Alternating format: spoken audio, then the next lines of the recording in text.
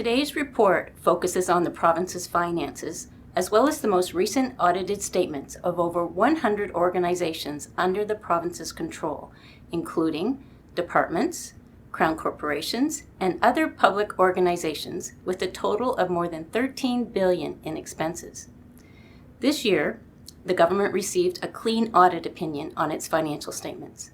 That means the decision makers in government and all Nova Scotians have assurance that they can rely on the financial statement.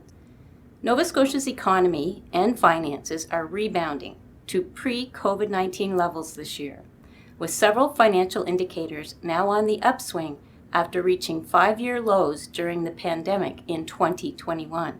However, one area of concern for my office is the lack of accountability through the legislature over additional appropriations. Additional appropriations are necessary when a department determines it can't stay within its original budget estimate.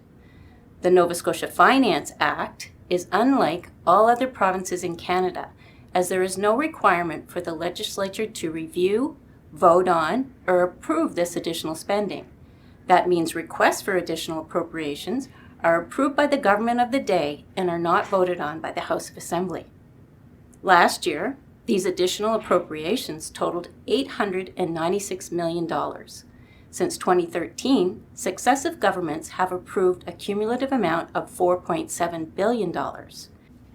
Our annual financial report makes a recommendation to the Department of Finance and Treasury Board to assess the current practice and evaluate whether changes are necessary to align with legislated practices across the country.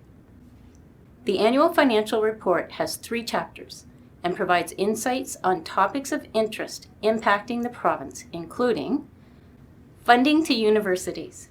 In the past 5 years, annual funding to universities from the Department of Advanced Education rose from $448 million to $535 million. Cleaning up contaminated sites.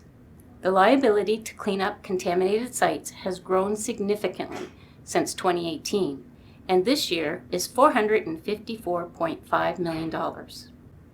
Health-related spending. The province incurred $6 billion in health-related spending last year.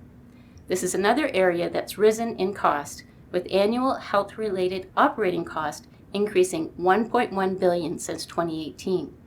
Year-end spending.